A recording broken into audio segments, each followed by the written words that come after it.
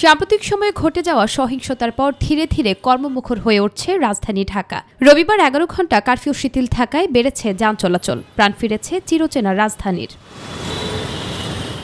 অন্য দিনগুলোর তুলনায় এদিন যানবাহনের চাপ ছিল বেশি। বেশিরভাগ স্থানে যানজট তৈরি হতে দেখা গেছে। দ্রুতই কারফিউ একেবারে উঠিয়ে দেশকে আবারও সচল করার অনুরোধ সাধারণ মানুষের। এতদিন রিক্সা চালাইনি, একটা মনের ভিতরে ভয় ছিল, গাড়ি লিয়ে বাড়িলো দাদা একদাতে বাড়িয়েছে আর বাড়িটা বাসায় চলে গেছে। এখন মোটামুটি ভালোই লাগে। দেশের জন্য ক্ষতিকর না, কারফিউটা অবশ্যই উঠে দেওয়া উচিত। সমস্যার সমাধানটাই সবচেয়ে বেটার। ভীতি কাটিয়ে খুলতে শুরু করেছে শপিং মলগুলো, তবে কারফিউ থাকায় এখনো তেমন জমে ওঠেনি বেচাকেনা। আগে থেকে কাস্টমার নাই, যখন এই গ্যাঞ্জামটা শুরু হইলো মানুষ তো আতঙ্কে বাসা থেকে বের হতে পারতেছে না।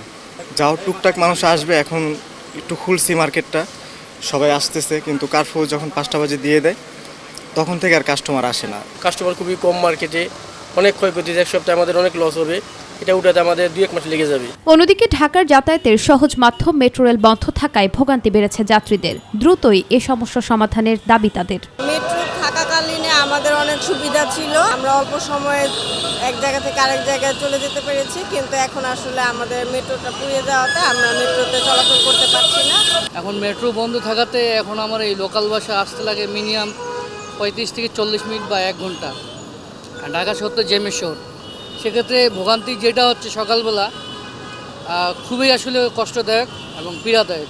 কারফিউ শিথিল থাকার সময় প্রতিনিয়ত বাড়ছে বলে ভয় কমতে শুরু করেছে জনমনে। তবে দেশকে পুনরায় আগের রূপে ফেরাতে কারফিউ তুলে দেওয়ার জোর দাবি সাধারণ মানুষের। নুসরাত শারমিন, মাই টিভি, ঢাকা।